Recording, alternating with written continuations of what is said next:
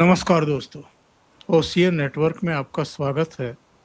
मैं हूं ओमकार चौधरी। 22 जनवरी 2024 अयोध्या में भगवान राम का भव्य और दिव्य मंदिर बनकर के तैयार हुआ था। प्राण प्रतिष्ठा समारोह था। देश के विदेश के कुछ जाने माने चेहरे, कुछ हस्तियां वहां पर थी, लेकिन उनकी संख्या भी हजारों और लाखों में पहुंच गई थी। हेलीकॉप्टर से पुष्प वर्षा हो रही थी। एक जैसे मंगल काज का दृश्य होता है, लगभग वैसा ही था। खुद प्रधानमंत्री नरेंद्र मोदी थे। संघ और विश्व हिंदू परिषद से लेकर के तमाम संगठनों के और अलग अलग क्षेत्रों के शीर्ष पुरुष वहां पर मौजूद थे।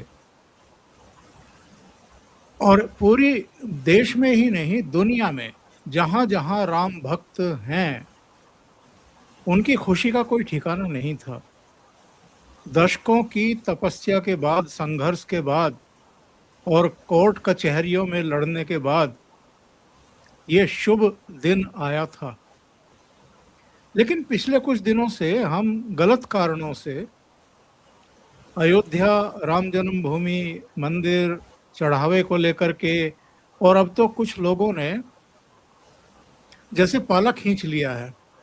जिन लोगों ने कभी रामलला के दर्शन नहीं किए, जिनका मंदिर के निर्माण में या प्रबंधन में किसी भी तरह का किंचित मात्र भी योगदान नहीं है, वो भी अब वहां पहुंच रहे हैं। जिनकी नानी कहती थी कि ना बेटा ना, ऐसे राम मंदिर में तो मेरे राम नहीं विराजेंगे, वो भी पहुंच गए हैं। तो जरा आज इस पर थोड़ी सी चर्चा की जाए। और जो लोग कह रहे हैं कि इसके कोई राजनीतिक, सामाजिक, आर्थिक, सांस्कृतिक प्रभाव देखने को मिलेंगे, इसकी भी पड़ताल कर ली जाए। और इसके लिए मेरे साथ एक ऐसी हस्ती जुड़ रही हैं जो 22 जनवरी 2024 को प्राण प्रतिष्ठा समारोह में शामिल हुई थी। और ये कोई और नहीं है, आपके सुपरिचित भाऊ तोरसेकर जी हैं। तो भाऊ को जोड़ करके चर्चा को आगे बढ़ाएंगे। भाऊ प्रणाम, अभिनंदन, नमस्कार। इस पूरी कंट्रोवर्सी को और जो भी घटना हुई है, इसको आप किस दृष्टि से देखते हैं? देखो, एक मंदिर बना, आपने कहा कि जिसकी प्राण प्रतिष्ठा के समय मुझे निमंत्रण मिला था, तो मैं गया था अयोध्या में। तो मेरे लिए तो एक मंदिर बना, वो बहुत प्रतीक्षित था वगैरह, सब ठीक है। लेकिन एक मंदिर बना है, लाखों लोग यहाँ आते हैं, भक्तगण आते हैं, श्रद्धालु आते हैं। तो एक बात होती है कि उसके साथ गंदगी भी आती है। हमारे यहाँ मेरा ख्याल है वेंकटेश माडगुलकर नाम के एक प्रसिद्ध साहित्यिक थे। उनकी किस कहानी में, मुझे अभी वो कौन सी उपन्यास था याद नहीं, लेकिन उसमें एक बढ़िया सेंटेंस मैंने पढ़ा था कि माणूस आला आणि घाण आली। यानी वो जंगल और अरण्य के बारे में उन्होंने उपन्यास लिखा था। तो लेकिन जंगल में कहीं भी गंदगी मत करो ऐसा नहीं लिखा जाता, कहीं भी लिखा नहीं जाता। लेकिन जहां इंसान होता है वहां गंदगी होगी। और हम इंसान की औलाद है, तो भले प्रभु रामचंद्र का मंदिर हो, वो हमने प्रतिमा लगाई है, हम वहां शुद्ध हो इसकी प्रतीक्षा करते हैं, प्रार्थना करते हैं। इसका मतलब शुद्ध होगा ऐसा बिल्कुल नहीं है। हम अलग अलग मंदिरों की बातें सुनते हैं, श्रद्धा स्थानों की बातें सुनते हैं, वहां भी प्रसाद करके लोग खाते हैं और उसमें विष प्रयोग हो जाता है। तो ये इंसान की गलती है। लेकिन जो लोग इसमें गंदगी ढूंढना चाहते हैं, वो पूरा मंदिर नहीं देखेंगे, वहां की श्रद्धा नहीं देखेंगे, वो लोग वहां गंदगी कहाँ है देखेंगे। तो ये जो कुछ हुआ है वो बिल्कुल गलत है। उसके जो अपराधी है उनको सजा तो होनी चाहिए, उसकी जांच होनी चाहिए, इसका बंदोबस्त भी होना चाहिए, लेकिन इसका मतलब ये नहीं है कि इसकी राजनीति की जाए। हम जो अब चर्चा बवाल सुन रहे देख रहे, ये सब राजनीति है। इसका मंदिर से, लोगों की श्रद्धा से कोई कोई कोई दूर दूर तक कोई संबंध नहीं। मैं एक सीधा आपको बोल देता हूँ कि इनमें से जो जो कोई आज जोर शोर से संजय सिंह हो, अखिलेश हो या और केजरीवाल हो, ये चिल्ला रहे, इन्होंने कभी उसके लिए दान दिया था कि भाई मंदिर हो? कभी रथ यात्रा में सहभागी हुए थे? इसके आंदोलन में, कोर्ट केस में इनका योगदान क्या था? जीरो, जीरो था। ये आप चिल्लाने के लिए इकट्ठा हो गए, इसके सिवा उनका कोई मतलब नहीं है। उनको श्रद्धा से कोई लेना देना नहीं है, लोगों की भावना से, ना फ्रॉड से। एक एक छोटी सी बात मैं आपको पूछूंगा कि इनमें से एक ऐसा कोई है कि जिसने कभी जिंदगी में गलती, अपराध नहीं किया, इन पर फ्रॉड का आरोप नहीं है? अखिलेश हो, घोटाले से घिरा हुआ इंसान है। संजय सिंह हो या केजरीवाल हो, किस बारे में, किस लिए जेल में गए थे? आजादी के आंदोलन में गए थे। शराब घोटाले के कारण अभी भी उन जमानत पर बाहर है, और ये आरोप लगा रहे। देखो, आरोप लगाते वक्त एक समझ में रखना चाहिए, ध्यान में रखना चाहिए कि अगर आप आरोप लगा रहे हो तो आपके हाथ साफ होने चाहिए। आपके हाथ को गंदगी लगे उस पर तो बात नहीं करते। इसलिए तो आपको दिल्ली के लोगों ने केजरीवाल को, संजय सिंह को, उनकी पार्टी को हरा दिया है। इसका मतलब अयोध्या में जो कुछ धपला हुआ वो सही है, ऐसा मैं बिल्कुल नहीं मानता। लेकिन आरोप करने वाले देखो, उनको उससे राजनीति निकालनी है। अखिलेश तो आज तक 2 साल होकर गए, 2.5 साल होने को आए, अखिलेश एक बार भी राम मंदिर तो नहीं गए। तो ये जब चिल्ला रहे, उसका कारण सीधा साधा सरल है। उनको उसकी राजनीति करनी है, और 6-8 महीने में उत्तर प्रदेश का चुनाव है। पहले से ही डरे हैं कि भाई बंगाल में ये हो चुका है, बंगाल में अगर हिंदुत्व की लहर आएगी तो उसका तो सुनामी का फैलाव तो उत्तर प्रदेश तक जाएगा। तो हिंदुत्व को काट देने के लिए इन्होंने इसका पूंजी कैपिटल करने की कोशिश। तो मैं ये बहुत बड़ी बात नहीं मानता। इससे अगर श्रद्धालु जो लोग हैं, उनको अगर धक्का नहीं पहुंचा है तो बाकी लोग चिल्लाते, उस पर ध्यान देने की जरूरत नहीं है। चढ़ावा जो होता है या लोग आकर कोई दान करते हैं, तो दान का और चढ़ावे का मतलब क्या आपको मालूम होना चाहिए। ये जिनकी कल्पना में भी नहीं है, वो लोग चिल्ला रहे हैं। भाऊ, इसके दूसरे पक्षों पर जरा बात करें। बहुत सारे लोग, जैसा आपने जिक्र किया कि 6-8 महीने बाद उत्तर प्रदेश में चुनाव है, और अकेले उत्तर प्रदेश में नहीं है, उत्तराखंड में, पंजाब में, मणिपुर में, गोवा में, और 2027 में ही फिर हिमाचल में भी हैं और गुजरात में भी हैं। हालांकि इतना लंबा आजकल लोग ना तो दिमाग में रख करके बैठते हैं, हाँ कुछ कुछ घटनाओं को तह लगा करके जरूर बैठते हैं, और फिर जब मौका आता है तो उस पर रिएक्ट करते हैं, अपने तरीके से रिएक्ट करते हैं। तो क्या राजनीतिक कोई प्रभाव आप देखते हैं इस तरह की घटनाओं के होते हैं? एक बात समझ लो, ये सब बहस चल रही है, ये बवाल चल रहा है। कहाँ चल रहा है? कहाँ चल रहा है? ये मीडिया में चल रहा है, और मीडिया में बैठकर ये लोगों को राजनीति करनी है। मैं कल एक प्रोग्राम देख रहा था, कहीं शायद इंडिया टीवी वगैरह की कोई चर्चा थी, तो वहां कोई तिवारी नाम के विश्व हिंदू परिषद के एक पदाधिकारी थे। उन्होंने एक किसी सवाल का जवाब बहुत बढ़िया तरीके से दिया। कोई एक प्रोग्राम था, बहुत सारे हजारों लोग इकट्ठा हुए थे, वहां वो गए थे। अब ये राम मंदिर के आंदोलन से संबंधित है, विश्व हिंदू परिषद है। तो बोले मैं वहां पहुंचा तो डरा हुआ था इसलिए डरा हुआ था कि शायद मंच पर भी मैं रहूंगा और बीच में जो भीड़ इकट्ठा हुई है उसमें से कोई आवाज आएगी कि जवाब पूछा जाएगा कि क्या हो रहा है अयोध्या में, ये पूछा जाएगा। इसके लिए मैं पूरी तैयारी करके गया था, लेकिन आहिस्ता आहिस्ता आहिस्ता आहिस्ता मेरे समझ में आ गया कि यहां तो कोई चर्चा है ही नहीं। तो जो मीडिया में बवाल उठा है, जिसकी पॉलिटिकल लीडर्स चर्चा कर रहे हैं, वो जमीनी हकीकत नहीं है। जो हुआ उसके बारे में किसी को भी अभिमान तो है नहीं, गिल्टी फीलिंग तो जरूर होगा, लेकिन जो कुछ हो रहा है, तो उन्होंने कहा, तो मैंने जिनके बारे में वीएचपी के नेता के बारे में बोल रहा हूँ, वो बोले भाई जब मंच से उतर रहा था तो बहुत सारे लोग सामने आ रहे थे मेरे, तब मेरे दिमाग में आया कि हर कोई मुझे उसी सवाल पर घेरेगा।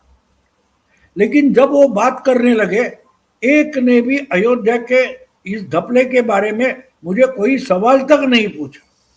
तो आप समझ सकते हो ये चर्चा कहाँ है। अब मैं उसका पैरेलल आपको बताता हूँ। जी 4 मई तक ममता दीदी कितनी थंपिंग मेजोरिटी से आ रही थी, यही बहस हम हर मीडिया में सुनते थे, हर मीडिया में। इवन जो बीजेपी के समर्थक थे वो भी छाती ठोक कर बोल नहीं पाते थे कि नहीं बीजेपी जीतने वाली है, नहीं बोल सकते। तो ये सब बातें हम कहां से बोलते? मीडिया के आधार पर बोलते। और मीडिया आम जनता में 5% भी नहीं है। 90% से ज्यादा लोग मीडिया से बिल्कुल अलिप्त होते हैं।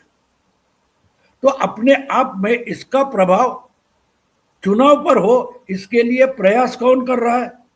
प्रयास मीडिया और पॉलिटिकल पार्टीज कर रही है। तो मुझे नहीं लगता इसका कोई प्रभाव होगा। हाँ, लेकिन जो बात दिल को चुभने वाली होती है, ये बात गलत है ये लोग मानते हैं, लेकिन यही बात तिरुपति में होती है, यही बात केरला के चर्च में हुई थी। एक नन के साथ बलात्कार हुआ था, उसके बाद उसको अलग तक नहीं किया गया, जो कोई कार्डिनल वगैरह था, आपको याद होगा, केस तक हो गई थी कोर्ट में, लेकिन उसको दंडित भी नहीं किया गया। तो ये सब अनुभव हम देखते हैं। तो उससे क्रिश्चियनिटी का ताकत कम हो गई क्या केरल में? बिल्कुल नहीं हुई। लोग मानते हैं गलत है, लेकिन गलत करने वाला एक इंसान है। आम की टोकरी में एक आम सड़ा हुआ हो सकता है, इसका मतलब पूरी टोकरी तो सड़ी हुई नहीं है। ये आम जनता को समझता है, लेकिन जो बुद्धिजीवी होते हैं उनको नहीं समझता। और इसलिए इस पर जोर शोर से बवाल किया जाता है, ये क्या हो रहा है, ये क्या हो रहा है। तो ये चर्चा करने वाले जो है, उससे आधे से ज्यादा मैं बोलता हूं कि इन्होंने आज तक राम की तरफ मुड़कर देखा भी नहीं होगा। लेकिन ताकि इनको पॉलिटिकल गेन करना है, माइलेज उठाना है, तो ये करेंगे, लेकिन इसका प्रभाव नहीं होगा। और इसका और एक कारण आप समझ लो कि जो चढ़ावा होता है, दान होता है, वो चढ़ाने वाले की श्रद्धा की पावती होती है, रिसीट होती है। मैंने दान पेटी में इतना पैसा डाला है या ये सोना का कोई अंगूठी वगैरह दान की है, तो मैं वापस घूमकर मुड़कर तो नहीं देखता। और श्रद्धा होती है, वो जो दे मैं उसको देना चाहता हूं नहीं, वो मेरी जिम्मेदारी है मानकर जो कोई जाता है ना वहां। आपको कोई इनकम टैक्स जैसा कोई किसी ने पैसा भरा नहीं है। जिनको लगा कि मुझे देना चाहिए इसलिए दिया है, तो देने के बाद उस रकम का क्या होता है इसकी चर्चा तक वो नहीं करता, ना पूछता है।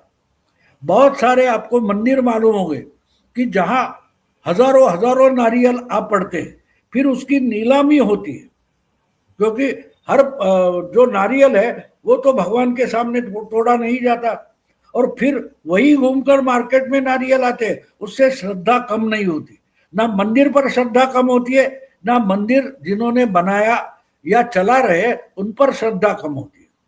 हाँ, जिसमें कोई गलत लोग हैं उनको हटा दो, व्यवस्था अच्छी करो। यहां तक आपको याद होगा, हमारा अश्विन ओगोर नाम का साथी था, 2 साल पहले उसकी डेथ हो गई। तो एक बार हमने हमारे साथियों ने बोला कि भाई ये सीरियस है, इसको मदद चाहिए। दिन में 24 घंटों में 28 लाख रुपए लोगों ने इलेक्ट्रॉनिकली ट्रांसफर किए थे अश्विन के पत्नी के खाते में। खाता नंबर दिया था। तो ऐसा हो गया कि 4 दिन में उसके देहांत हो गया, बचा नहीं। तो अब इसका 28 लाख रुपए इकट्ठा हुए थे, इसका क्या करे, क्योंकि उसकी जरूरत नहीं थी।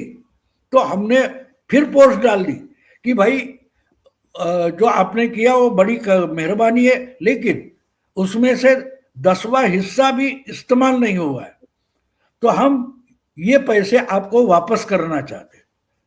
तो सब के सब एक भी ऐसा नहीं आया दे दो, मेरा ये एड्रेस है, ये खाता है, नहीं। जो 100 से ज्यादा रिप्लाई आए उन्होंने कहा हमने पैसा दिया है तो दिया है, वो वापस नहीं लेते। उसकी फैमिली के लिए, उसके बच्चे हो गए, उसके लिए इस्तेमाल करे, उसके भविष्य के लिए रख लो। तो दान देने वाला का दिमाग सोचो, ये अनुदान नहीं है, ये दान है। मैंने दिया, मेरी जिम्मेदारी खत्म। मैंने देने के बाद उस रकम का, उस चीज का क्या हुआ, उससे मुझे कोई कर्तव्य नहीं है। ये दान देने वाली की भावना होती है। और जो देने वाले नहीं होते वो क्यों खाली दे रहे हो, वो तो चोरी कर रहे हैं, ये सब बोलने वाले कभी दानी नहीं होते, दानशूर नहीं होते। तो इसलिए इसका प्रभाव एक मर्यादा होगी उसकी, ज्यादा नहीं होता कि भाई हुआ वो गलत हुआ, वो नहीं होना चाहिए, उसमें सुधार करो। और यहां तो जो ट्रस्टी है उन्होंने रिजाइन किया है, उन्होंने पहले डिमांड की कि भाई एसआईटी बनाओ, जो है उसकी जांच करो। हम खुद हट जाते हैं। तो इसमें पॉजिटिविटी दिखाई देती है, वो छुपा नहीं रहे। हुई गलती तो है, लेकिन किसकी गलती हुई ये हमें भी समझना है। तो इसके लिए जांच करो। एक गवर्नमेंट को रिक्वेस्ट की गई और कितना फटाफट फटाफट काम हो गया, देखो, छुपाने की कोशिश नहीं हुई है। तो फर्क वहां पड़ता है, आम जनता है समझती है गलती हुई है, हुई है। चोरी और गलती में फर्क होता है। चोरी किसी कर्मचारियों ने की है, और जो ट्रस्टी है उन्होंने जो गलत लोगों को भरोसा रखा, वो गलती है। तो लोग गलती माफ करते, चोरी माफ नहीं करते। तो जिन कर्मचारियों ने ये किया है उनकी सजा होनी चाहिए, या श्रद्धालुओं की डिमांड होगी, इच्छा होगी, डिमांड भी नहीं, इच्छा होगी। लेकिन चिल्ला रहे, उनको तो इससे कुछ लेना देना ही नहीं। उनको राजनीति के लिए उसका फायदा उठाना है, इससे ज्यादा कुछ भी नहीं। दूसरी बात यह है कि एक ऐसा मुख्यमंत्री बैठा है, एक ऐसा प्रधानमंत्री बैठा है जो इस तरह की गतिविधियों को कभी ना तो छिपाता है, ना दबाता है, और ना ही प्रोत्साहित करता है। इसमें एफआईआर भी हो गई, इसमें 8 की गिरफ्तारी भी हो गई, इसमें रिकवरी भी हो गई। अब इसकी जांच एसआईटी आगे बढ़ा रही है। 2 ट्रस्टियों के इस्तीफे हो गए, तीसरे को काम से हटा दिया, जिनका जिम्मा वहां पर सीधे तौर पर था। ऐसे लोगों को काम से अलग कर दिया गया। तो सवाल ये है कि नियत में तो कोई खोट नहीं है ना किसी की।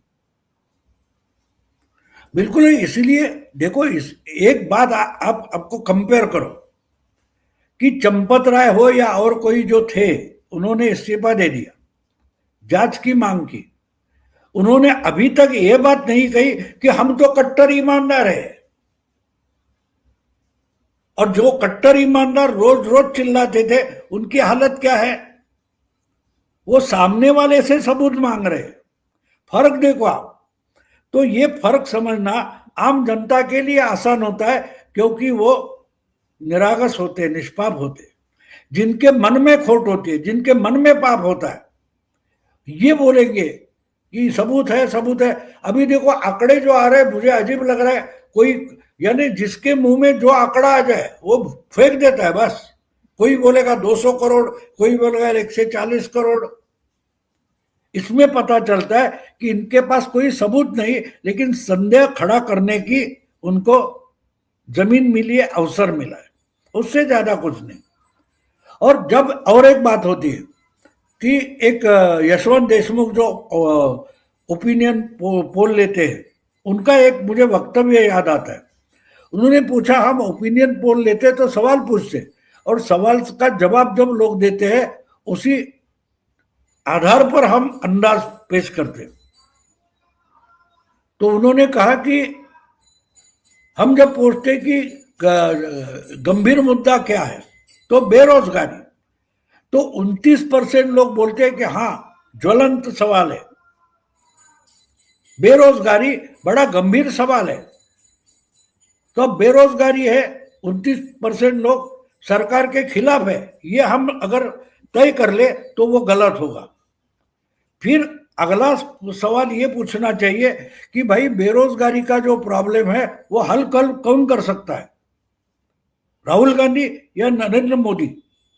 तो बोले हमने वो सवाल पूछा, और जो 29% लोग हैं, बेरोजगारी एक बड़ा प्रॉब्लम है कहते हैं, उनमें से 27% बोलते कि मोदी ही सॉल्व कर सकता है। तो ये फर्क आप समझो, घपला हुआ है, गड़बड़ हुई है, लेकिन जो मुख्यमंत्री बना बैठा है वो क्या करेगा? अरे छोड़ेगा नहीं। ये पहली रिएक्शन होगी, और ये फर्क जिसके समझ में आता है उसको ये अयोध्या में जो कुछ घपला हुआ है उसकी रिएक्शन क्या होगी आम जनता में वो समझ सकता है। लेकिन जिनको उल्टा ही बोलना है वो तो बोलेंगे अभी ये होगा वो हुआ, कुछ नहीं होने वाला। मैं मानता हूं उल्टा इस एक्शन के बाद और 8 महीने उसमें जिनकी जांच होगी उनको पकड़े गए, उन पर जब कानूनन कार्रवाई सुनवाई शुरू हो जाएगी तो उसका ज्यादा बड़ा फायदा योगी को चुनाव में मिलेगा। क्योंकि इसके पहले आरोप होते थे, वो आरोप पर आज तक कार्रवाइयां चल रही है अखिलेश के जमाने, मायावती के जमाने से। लेकिन अगर ये फटाफट कार्रवाई हो जाती तो उसका फायदा जो है इनकम्बेंट मुख्यमंत्री उसको मिलेगा। भाव ये जो चीख चिल्लाहट है विपक्ष की तरफ से, खास तौर से यहाँ अखिलेश यादव, और पंजाब की बात करें तो अरविंद केजरीवाल, ये बंगाल में जो झटका लगा है इन लोगों को, ममता को तो जैसा लगा ही है, और वो तमाम तरह के मामले फेस कर रही है, पार्टी भी टूट रही है, लोग भाग रहे हैं उनको छोड़ करके, और अलग अलग मामलों में एफआईआर दर्ज हैं, वो उनका सामना करने के लिए अब मजबूर हो गई है। पावर ने उनको एक तरीके से अंधा ही बना दिया था। तो इनको डर इस बात का है कि लोकसभा चुनाव में थोड़े से झटके के बाद जो सनातनी एकजुटता दिखाई दी है, जिसका परिणाम हरियाणा, महाराष्ट्र, दिल्ली, बिहार और बंगाल में दिखाई दिया, ये चलते रहने वाला है फरवरी 2027 तक या उसके आगे तक भी। और इसमें इनके पंजाब से पैर उखड़ सकते हैं और अखिलेश यादव लगातार तीसरा चुनाव हार सकते हैं। बिल्कुल है, इसी का डर है ना। तो बोलते हैं ना, डूबने वाले को तिनके का सहारा। तो इन्होंने ये तिनका पकड़ लिया है, क्योंकि जो 2024 का झटका है सनातनियों को, उससे जो सनातनी हिंदुत्ववादी निकले हैं वो आपको दिखाई दे रहा है कि हर जगह अपना चमत्कार दिखा रहे हैं। और बंगाल का मतलब इम्पॉसिबल, ममता को हराना इम्पॉसिबल, और उससे भी इम्पॉसिबल क्या है तो बीजेपी का वहां जीतना। लेकिन बीजेपी जीती नहीं है, 2/3 मेजॉरिटी, और ममता की पार्टी के नेताओं को रास्ते पर निकलना मुश्किल हो गया। तो इसकी रिएक्शन पूरे देश में जाएगी। मैंने शुरू से बोला था कि बंगाल में पहली फेज में भूकंप हुआ, दूसरी फेज के वोटिंग में सुनामी निकलेगी, ये मैंने बोला था आपके साथ। तो वो सुनामी फैल रही है, और जितनी फैल रही है उतने ये बहुत डरे हुए हैं। तो तिनके का सहारा मिला तो पकड़ लेंगे, लेकिन तिनका इनके साथ डूबेगा, तिनका इनको बचा नहीं पाएगा। एक बात होती है जब हम बोलते कि डूबने वाले को तिनके का सहारा, तो उसका एक मतलब ये होता है कि तिनका आपको दुखा रहा है, समझा रहा है कि अगर मैं तैर सकता हूं तो तू भी तैर सकता है। तिनका आपको बचाता नहीं है। आप उस जो मुहावरा है उसका आशय समझो। अगर तिनका तैर सकता है, आपको बचा सकता है डूबने से, तो इंसान भी बचा सकता है। बस इतनी ही सीख है। आप सीख लेने के बजाय तिनका बचाएगा इस भरोसे पर रहोगे तो आप डूब जाओगे। तिनका बचाता नहीं, तिनका मोटिवेट करता है। ये मोटिवेट करने के बजाय तिनके का सहारा लेकर तैरना चाहते, तो वैसा नहीं होगा। तो इसलिए मैं नहीं मानता कि ये कुछ होगा। और जिस ढंग की 10 साल की राजनीति और कारोबार इन्होंने किया है योगी बाबा ने, उससे तो लोगों का भरोसा पक्का है कि अरे इसको तो छोड़ेगा नहीं बाबा। वो भरोसा इंपॉर्टेंट होता है। और वही तो बंगाल में हुआ। बंगाल में लोगों ने तय किया कि अगर आज बंगाल नहीं रोकेंगे तो बंगाल का भी बांग्लादेश हो जाएगा, ये डर था। बिल्कुल। जैसे बिहार में जंगल राज नहीं चाहिए। अब जंगल राज जाके 20 साल खत्म हो गए, लेकिन लालू की जो स्टोरियाज है, कथन है, कहानियां है, वो लोगों को आज भी डराती है। तो बिल्कुल वही बात, अखिलेश का राज मतलब गुंडों का राज। ये जो दिमाग में बैठी कहानियां हैं, उस कहानियों में डूबने के बजाय अखिलेश के पास कोई चारा नहीं है। चारा नहीं है। और यूपी में 2024 में भी, महाराष्ट्र में भी जो झटका लगाए बीजेपी को, वो उनकी नाकारेपन के लिए वो घर में बैठ गए।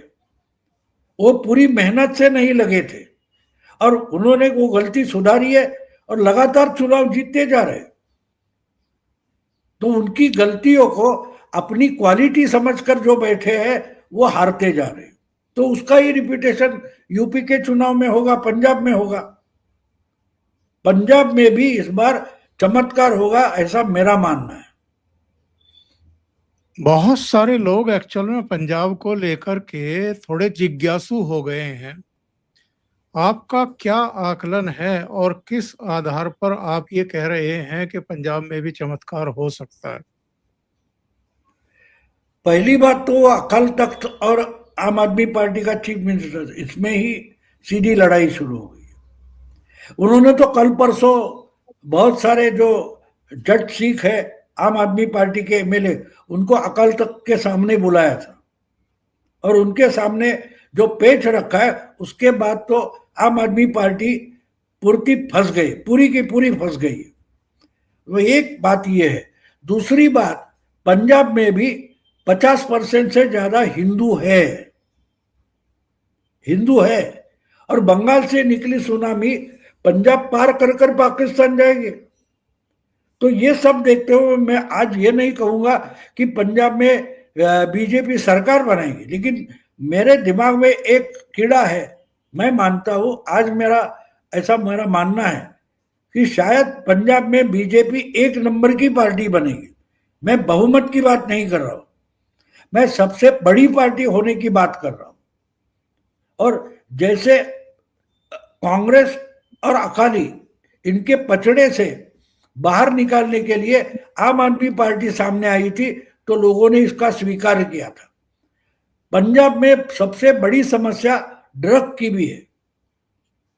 ड्रग का और नशा का जो है मामला, उससे भी अगर अमित शाह डट कर बैठ गए वहां कि मैंने नक्सलाइट खत्म की है तो मैं ड्रग माफिया भी खत्म करूंगा, तो पंजाब एकदम चमत्कार करके दिखा सकता है। यह मेरी धारणा है। बहुत महत्वपूर्ण तथ्य भाऊ आपने रखे हैं और मुझे लगता है कि आप सबको ये चर्चा अच्छी लगी होगी। लाइक का बटन दबा दें, वीडियो को शेयर कर लें, चैनल सब्सक्राइब ना किया हो तो जरूर कर लें। भाऊ के चैनल का नाम है प्रतिवाद, जो हिंदी भाषा में है, प्रतिपक्ष जो मराठी भाषा में है। दोनों को सहयोग करें और सब्सक्राइब भी करें। भाऊ बहुत बहुत धन्यवाद जुड़ने के लिए और नमस्कार। इतने आसान शब्दों में लोगों को समझाने के लिए कि पूरा अयोध्या प्रकरण और इस समय की जो डकैती है, इसके पीछे की उनकी मूल मकसद हेतु क्या है। बहुत-बहुत धन्यवाद। नमस्कार।